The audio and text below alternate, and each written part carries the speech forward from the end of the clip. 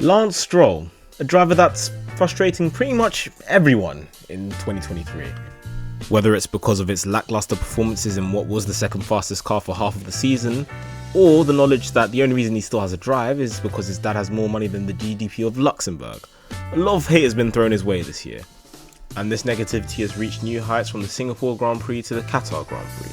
Out in Q1 in all three races, with the heavy shunts ruling Stroll out of the Singapore Grand Prix, and his attitude to racing itself, especially at the Qatar Grand Prix, with his demeanour being that of a 6-year-old.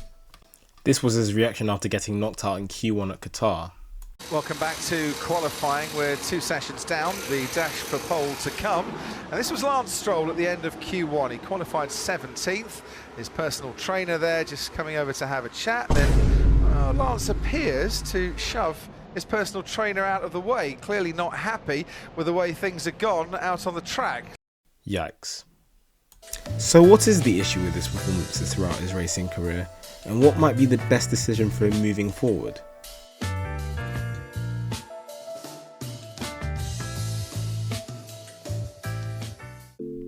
Hey everyone who's watching, thank you so much for watching this video. It would be great if you guys could subscribe to my channel. It would mean a lot since this is my first time doing something like this. Enjoy the rest of the video. To give more context to Lance's racing situation, we have to go through his entire racing career to date. Lance Stroll was born on the 20th of October 1998 in Montreal, Canada. His father, Lawrence Stroll, was a billionaire businessman who owned Ralph Lauren and was a racing fanatic, so Lance was infatuated with the world of racing from a very young age. Lance started karting at the age of 10 years old, quickly winning a slew of races and championships in Canada and North America, and joining the Ferrari Driver Academy in 2009. He made his car racing debut in the 2014 Florida Winter Series, racing against the future GOAT and some random Dutchman. I don't know who his name is, it's probably not important. He took 2 podiums in that series, but was not classified in the championship. He mainly competed in the Italian F4 Championship, driving for Prema. He took a commanding 5 poles, 7 wins and 13 podiums in the series, winning the championship with a 94-point gap to second. So a very good first season in Formula Cars then, right? Well, if you ignore that the only drivers of note were Robert Schwartzman, Mattia Drudi and Lord Mahavir, then sure, it was a great success.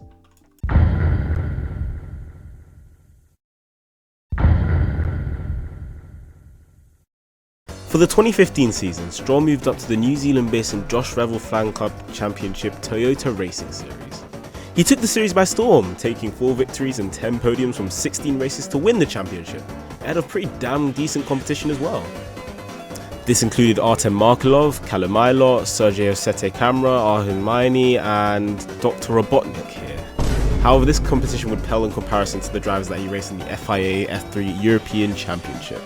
And this is where I'll give Lance the most props in this video because of how he performed in this stats grid from 2015 to 2016, which included Charles Leclerc, Alex Albon, George Russell, Jake Dennis, Max Günther, Felix Rosenqvist, Zhou Guanyu, Antoine Hubert, Ukayo Sasahara and Antonio Giovinazzi, just to name a few.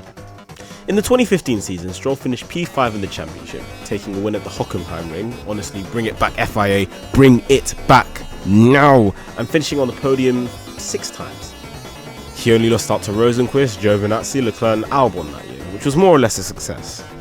Apart from Monza 2015 where he turned into an Olympic gymnast whilst trying to overtake Giovinazzi at Curva Grande.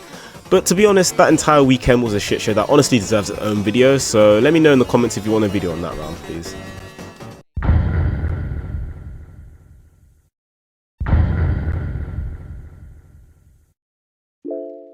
In 2016, as well as F3, Stroll also competed in the 24 Hours of Daytona, finishing P5 on his endurance racing debut, driving for Chip Ganassi Racing. And whilst that was a decent first outing for endurance racing, this would be nothing compared to his F3 season that year. In 2016, Stroll would take 14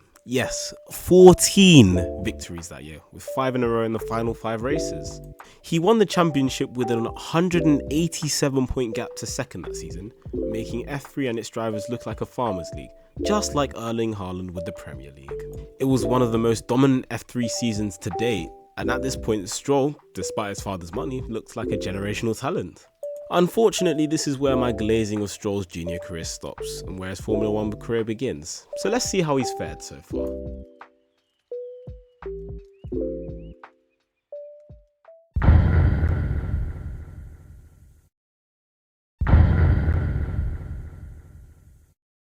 After leaving the FDA and becoming the Williams test and reserve driver at the back end of 2015, a drive had become available to Stroll after Felipe Massa had renounced his retirement in September 2016. Stroll's move was announced on November 3rd, 2016, making him the second youngest F1 driver at just 18 years of age after professional farmer Max Verstappen. This move was met with criticism amongst the fans since most just viewed him as another pay driver. Despite this, it was interesting to see how the young lineup of Valtteri, Bottas and Lance would perform, and if Bottas would assert himself as team leader in Massa's absence. Is what would have happened had the Monaco-based YouTuber Nico Rosberg not checked out Formula 1 after beating Lewis Hamilton in equal machinery in 2016.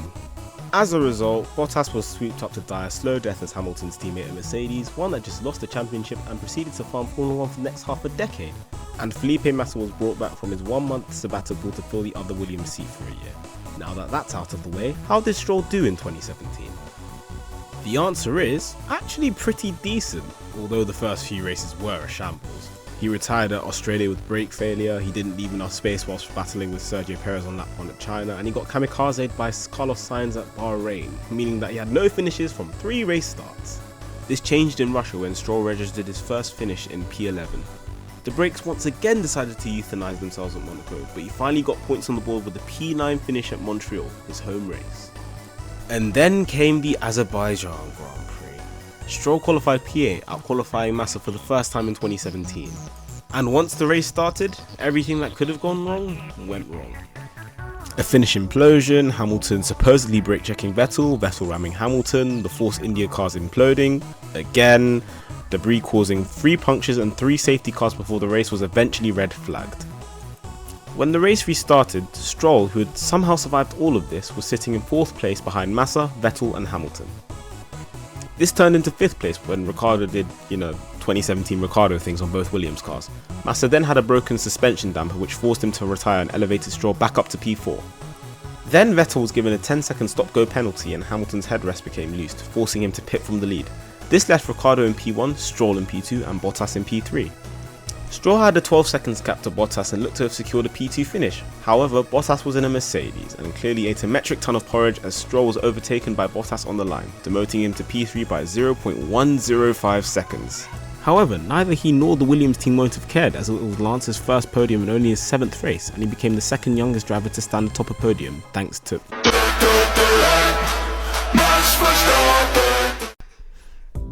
At this point, Stroll had proven quite a few of his doubters wrong, so how did he fare for the rest of the season?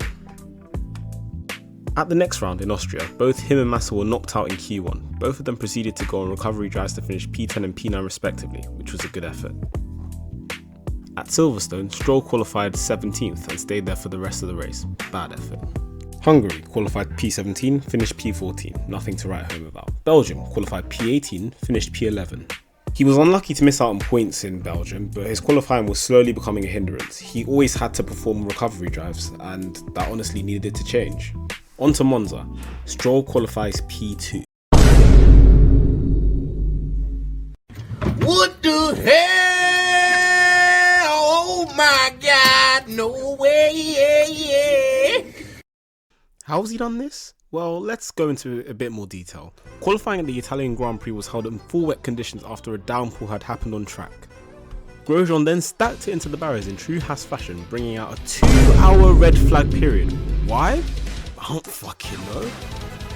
When the session resumed, Stroll made Q3 comfortably and then qualified P4 in the wet, in a Williams, out-qualifying both Ferraris and the Mercedes of Valtteri Bottas. But there's more. The Red Bulls of Ricciardo and Verstappen had engine penalties, so for the race on Sunday, Stroll had started alongside Lewis Hamilton on the front row. Unfortunately on the Sunday, the track had dried out and that meant that he dropped pretty much behind everyone in the big 3 and finished P7 just ahead of his teammate. Still, an amazing weekend for him and one that people still remember. This was the peak of his season in 2017, as he finished in the points 3 more times with 2 8th place finishes at Singapore and Malaysia and a decent P6 in Mexico. He finished P12 in the championship with 40 points, 3 points behind Massa, who had actually retired for good at the end of 2017. Overall, Stroll's rookie season was actually pretty solid with some high highs and low lows, but he seemed to have talent and wasn't some driver with a wallet larger than his ability to drive. However, there was a slight issue.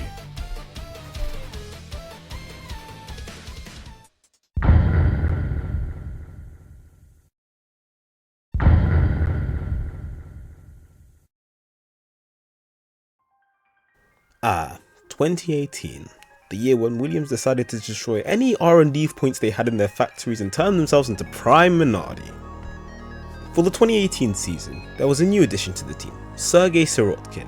He was Renault's test driver for the year prior and had a decent junior formula record. Lance was expected to be the team leader at Williams as the more experienced driver and with a full season of racing under his belt. Would Lance be able to build on the impression he had made for himself the year prior? No. He finished in the points only twice whilst getting out-qualified over the season by his rookie teammate and only reached Q3 once at the Italian Grand Prix.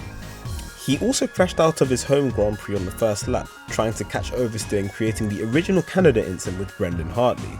However, he did score 86% of the team's points, scoring 6 compared to Sirotkin's 1. Stroll finished the 2018 season 18th, with the team's pace and his performances being nothing to write home about.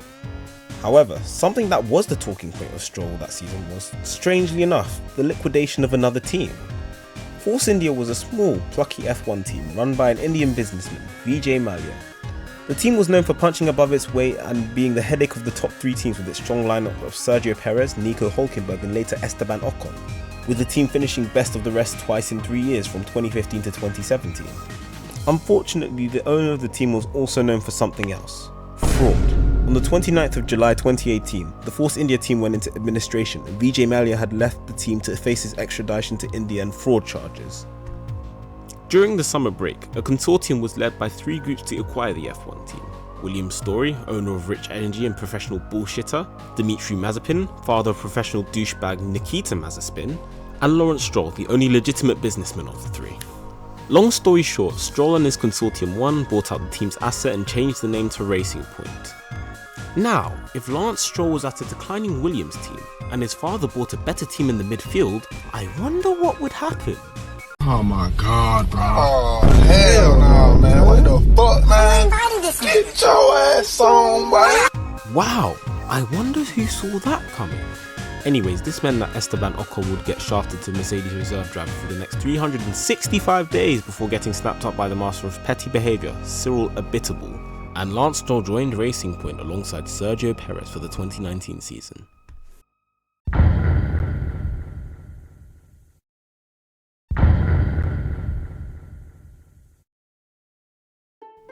(2019), the last good year where nothing strange happened in the world, and for Lance Stroll, it was brand new scenery at a brand new team, the newly named Racing Point F1 team.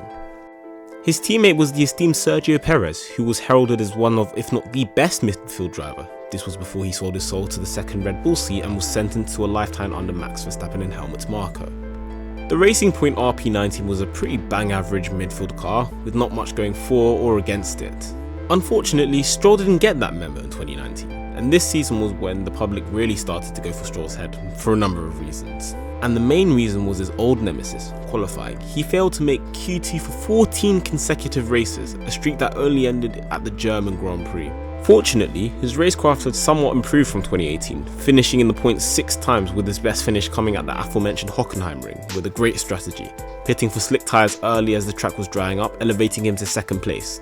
He promptly lost this as Sebastian Vettel and Daniel Kvyat overtook him to send him off to the podium. Still, the 4th place was an amazing result. However, in 2019, save for the comeback drives at his home race Canada, making up 8 places to finish P9, and the Belgian Grand Prix where he made up 6 places to finish P10, Stroll was absolutely nowhere compared to his teammate. Perez had scored 52 points compared to Stroll's 21 and outscored him by more than double of his points. Stroll was also outqualified 18-3 and finished 15th in the championship, 5 places below Perez.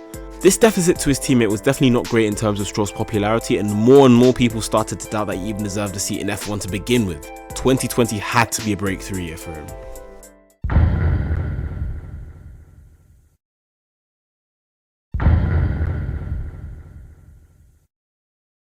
With the breakout of the COVID-19 virus, F1 went from starting in March at Australia to starting in July at Austria. However, the teams did manage to get some pre-season testing done in February, and everyone was talking about Racing Point's car. The Racing Point RP20 was in its usual bright pink BWT sponsor colours. However, the talking point wasn't about the colour scheme. It was the fact that the car looked like a repainted Mercedes W10, the previous title winner. And as such, the car was dubbed the Pink Mercedes by fans and, well, other teams alike. And once F1 had rescheduled the race at Austria for an opening doubleheader, the car was proven to have pace. Stroll reached Q3 for the first time since the 2019 Italian Grand Prix, qualifying P9. He unfortunately retired with an engine failure in the race, but when returning to Austria for the Styrian Grand Prix, he finished P7 after starting P13 with a last lap overtake on Daniel Ricciardo. The F1 circus then moved to Hungary, where Stroll qualified P3, his first top 3 on merit, and finished P4 with only Mercedes and Max Verstappen faster than him. He also beat his teammate, who finished P7 and lapped. That weekend, Stroll looked like a genuine frontrunner, and this trend continued into the Spanish Grand Prix. Stroll had qualified P5, one place behind his teammate. At the start, Stroll jumped both his teammate and Bottas to briefly get up into the P3, which Bottas took back on lap 5. However, Stroll remained ahead of his teammate for the second successive time to finish P4 after Perez was given a 5-second penalty for ignoring blue flags. Including those 3 races, Stroll went on a 7-race point scoring streak, climaxing in a P3 finish at the Italian Grand Prix, where had he not gone off at turn 4 at the safety car restart, could have been a maiden win as Mercedes were out of the picture, as was Red Bull and Sergio Perez. However, this still meant that after 8 races, Stroll had sat P4 in the Drivers' Championship, just behind Max Verstappen and ahead of his teammate Perez. This ungodly pace, however, would soon come to a crashing halt with 4 consecutive retirements, 3 of which was not his fault. In Tuscany, his rear left tyre failed while sitting P4 and looking good for a podium, sending him into the barriers heavily. In Russia, he got Charles Leclerc on lap 1, and at the Nürburgring, he couldn't even race as he contracted COVID and Racing Point had to summon Nico Hülkenberg for the second time that season. And finally, on his return to F1 at Portugal, he turned in on Norris at turn 1, which eventually ended both of their races. This was not ideal in the slightest, and coming into Istanbul Park, Stroll had a run of bad luck which usually didn't end until the season did. It had been raining at the Turkish Grand Prix, and the Racing Point duo didn't seem to have pace in practice. All eyes were averted from Stroll going into qualifying. In Q1, Stroll finished P12, in Q2, Stroll finished P4, and in Q3, he dislodged his teammate Sergio Perez from pole position. Stroll crosses the line, and he does go pole. 1:47.7. Lance Stroll is on pole for the first time in his career. That's it, P1. Yes, boys! Let's go! Let's go! Stroll had become the first Canadian to take pole position since Jacques Villeneuve in 1997, beating out Max Verstappen and Sergio Perez. And that day, not one person wasn't happy for him. He had proven to the paddock that he was deserving of a seat, and showed everyone his talent that day. And for all the slander people gave him and even give him today, this moment showed that he wasn't just a talentless rich dude. He actually had genuine ability to drive a race car, and drive it well. But the question was, could he go one step further and grab his first race win? Well, when the 5 red lights went out, he led into turn 1, and then he led lap 1, and then he proceeded to lead for the next 31 laps. During that first intermediate stint, Stroll looked impervious. He had a healthy gap to his teammate and the rest of the field, and for the first time ever, Stroll looked on course to win a Grand Prix.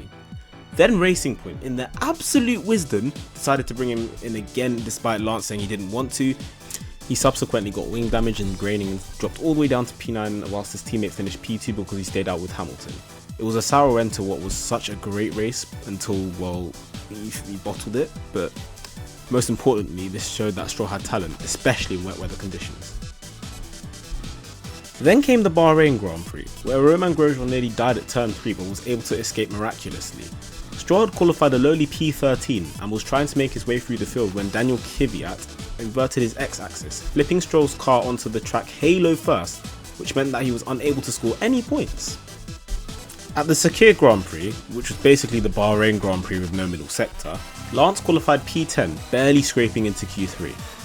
At the start, 3 cars took each other out of the running, with Sergio Perez left down in P18 in last, and the 2 big contenders Max Verstappen and Charles Leclerc out of the race at turn 3.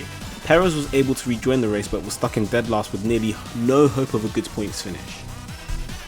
This chaos meant that Lance Stroll ended lap 1 in P5, making up 5 places. This is how the race went up until lap 61 when new race debutant Jack Aitken binned it into the wall on the last corner, causing a safety car. As a reaction to this, Mercedes decided to have an average 2020 Ferrari pit stop, which meant that the Mercedes duo was left in P4 and P5, which also meant that Stroll was on the podium. However, he was overtaken by George Russell in the W11, who had taken Hamilton's seat as he had COVID. George had gotten up to second, but then suffered a puncture with a handful of laps to go. This meant that Lance Stroll ended the race on the podium after starting P10. An amazing drive. However, not many people are talking about this result. Why so? Well, a contributing factor was that the winner of the race was Sergio Perez. He had gone from last to first in true Jarno Opmeer fashion, overtaking everyone but the Mercedes duo who just imploded from within. This again led to conversations about Lance not being as good enough as in theory he should have been able to win that race. Still though, it was a decent drive by Lance and probably should have been given more respect than it had. In the last race at Abu Dhabi, Stroll qualified P8 and finished P10, but because he finished behind Gasly in the race, he finished P11 in the standings with 75 points, which is still his best career finish to date. He had 1 pole, 3 podiums, 6 retirements, and in the races he didn't get crashed into, he only finished out of the points once. So honestly, I think this was a good season for Lance. In fact, I think it was his best season to date in terms of consistency and qualifying pace. I think he did bottle some massive results, including 2 wins, but the pressure is a massive thing when racing at the front. And despite the 50 points gap, he was more or less on his teammates' pace, especially for the first 8 races where he genuinely looked like a frontrunner.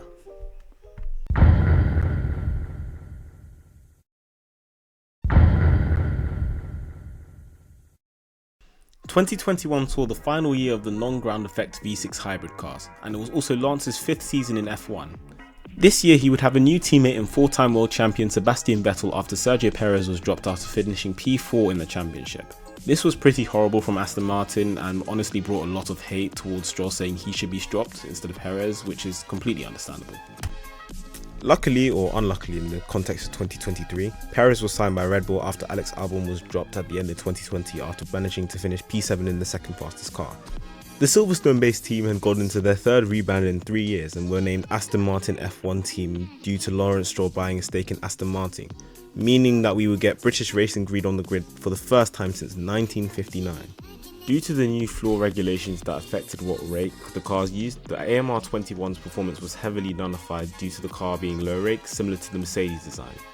Only this time, it was hurt much more because there was less downforce to compensate for the regulation changes. This meant it went from the 3rd fastest car to the 7th fastest car, which, as you can imagine, isn't great for their first year as Aston Martin. That season, the Aston Martin team were quite anomalous, save for a couple of races, with them only popping up into the points a few times. Lance qualified and finished P10 at the season opener in Bahrain, and then finished P8 in Imola, but then was pretty much nowhere to be found in the next 2 races, finishing out the points both times. He then became a walking meme due to the incompetence of the Monegasque TV directors, due to this blunder. Sebastian Vettel and Pierre Gasly, what has happened? We need to know who's going to come out in front as we see Lance Stroll hitting the barrier and going over the curb one more time. Despite this, he still finished P8 and was actually ahead of his teammate Vettel in the standings at that point. This trend seemed to continue into the season, apart from Hungary when he was part of a Bottas-led 6-car demolition job. Apart from that, he mostly stayed out of trouble that season. Through the rest of the season, he finished in the low end or just outside of the points, with the best finish of P6 in Qatar, and finished the season 13th, 9 points off his teammate in P12. Honestly, the deficit to Vettel in terms of pace wasn't that big, and although Vettel had bigger highs with the podium in Baku and 1 in Hungary, which he got disqualified in through no fault of his own, Stroll stayed in touch with his pace in 2021. It was a modest success on his side.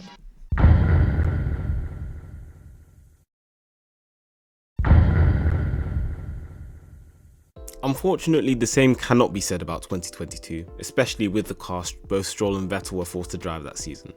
When released, the AMR 22 was expected to challenge the top 3 teams as it did in 2020 thanks to the new regulations. However, when it was first driven on track, the AMR 22 was the 9th fastest car on average during the first half of the season, with an average finishing position of P12 for both Stroll and Vettel, the second lowest only superseded by Williams. During the first half of the season, when the car was a dumpster fire, Stroll actually managed 4 points finishes, the same as Vettel. The difference was Lance's were all P10 finishes and Vettel had finished P9, P10, P8 and P6. This set the trend for the second half of the season when the car's pace massively improved, at times being the 6th or even 5th fastest car towards the back end of the season. The issue was, Stroll was just unable to capitalise on the opportunities that came when the car improved. For example, during the United States Grand Prix, Stroll qualified P7, best of the rest. He was running an unprecedented P5 on lap 21 when trying to defend from Fernando Alonso, weaved on the straight, taking himself out of the race. It was a silly blunder which ruined an otherwise great weekend for both him and the pace of the car, as Vettel went on to finish P8 after going for a two-stop strategy that temporarily dropped him out of the points. And I think that race summed up quite a few of his races, which showed he had great pace but failed to deliver, whether that was due to his will-to-will blunders or the frequency of his errors. Lance finished with 18 points, a best finish of P6 at the Singapore Grand Prix, and finished in the points 8 times. This was only 2 less than Vettel, but Vettel had scored double of his points in his final season in Formula 1. This just goes to show that this is another example of Lance being thoroughly beaten by a teammate of his. Despite his experience in a team, he spent 2 more years compared to Vettel. Despite this, the abysmal performance of the AMR22 hid the blushes of Stroll's incompetence against Vettel. However, when the next season got underway, everything would change.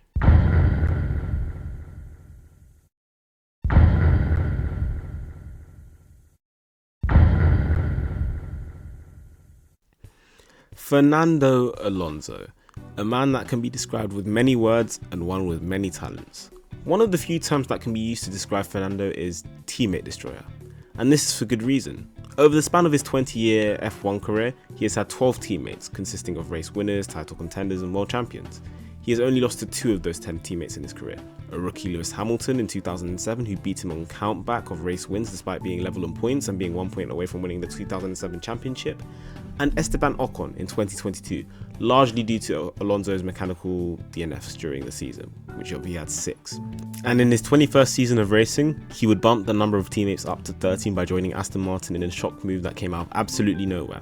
I will make a full video on the Alonso/Piastri/Alpine contract whole thing in some point in the future, but the main point was that it looked for all the world Alonso had made one of the worst career decisions by moving from a stable upper midfield team to one that was a back marker a few months prior. However, Aston Martin were cooking. Gone were the days of copying Mercedes, they had now moved on to a new target, copying Red Bull. Extremely suspicious side pod design aside, the AMR23 during the first 8 races was a machine so fast it began to give Red Bull a headache. This was obviously apparent in testing.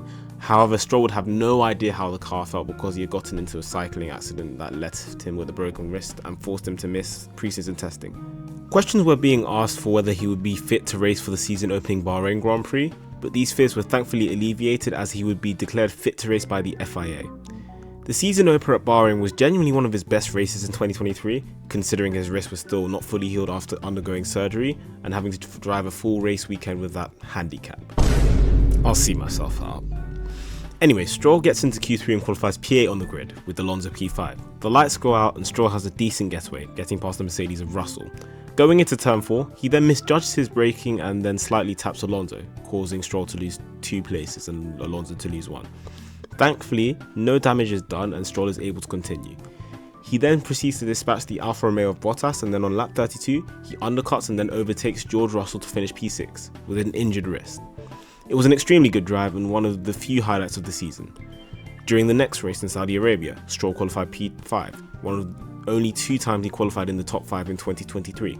After making an amazing move around the outside of Sainz at the bank turn 13 for P4, Stroll retired with an engine failure on lap 17, with his teammate finishing on the podium for the 100th time in P3.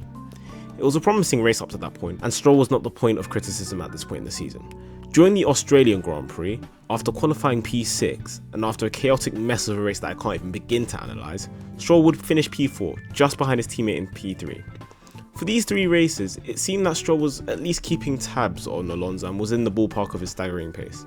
Unfortunately, from this moment on, everything would go down for him. From the Azerbaijan Grand Prix to the Sao Paulo Grand Prix, Stroll would score 37 points. Alonso would score 146. Alonso had managed to score 109 more points than Stroll in the space of 17 races. This wasn't incompetence from Stroll, it was downright disgrace. Throughout 2023, in all races that they both finished, Stroll has finished ahead of Alonso only twice. Once at the Spanish Grand Prix and the other at the Austria Sprint. Never before has a driver been so utterly destroyed by a teammate at a top team since Sergio Perez. But the issue still remains that even when everything, including the car and the team, is behind him, Stroll still cannot perform against his teammate. And even removing Alonso from the equation, the Aston Martin was the second fastest car until at least the British Grand Prix, and he's had a top 5 car all season. When you are finishing P16, P12, hell even P10 in that same car that your teammate is finishing P3 consecutively in, then that can't be blamed on Alonso's brilliance or the car's performance. The blame lies solely on you. When that deficit is that large, at that point, questions need to be asked about the solidarity of the Aston Martin seat. And although Stroll outqualified Alonso in P3 and finished P5 in Brazil, Alonso still finished ahead of him in that race. His Las Vegas drive from 19th to 5th saved his failure of the season, but he was beaten again by Alonso in Abu Dhabi. This lack of pace was becoming a huge issue, and unless Stroll starts having more weekends like Brazil and Las Vegas, then the question of whether Lawrence Stroll would have to make the decision of removing his own son from the Aston Martin seat for the benefit of the team needs to be answered extremely soon.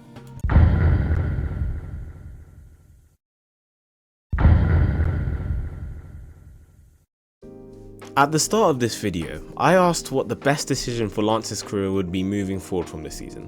And I believe that on his day, Stroll is a quality driver, which is why it is so frustrating to see him slowly drop off in pace like this. Right now, the pressure is extremely high for him due to Aston Martin's rise as a team and Stroll underperforming when Aston Martin were at their peak. But towards the end of the season, Stroll's pace did improve relative to his teammate, and this is a similar trend for most of the seasons in F1. So my theory is this: give Lance one more season. If he is setting a similar pace to where he was in 2020, then in my opinion he deserves this seat, as he would be close enough to his teammate and would actually contribute to maximising the team's point.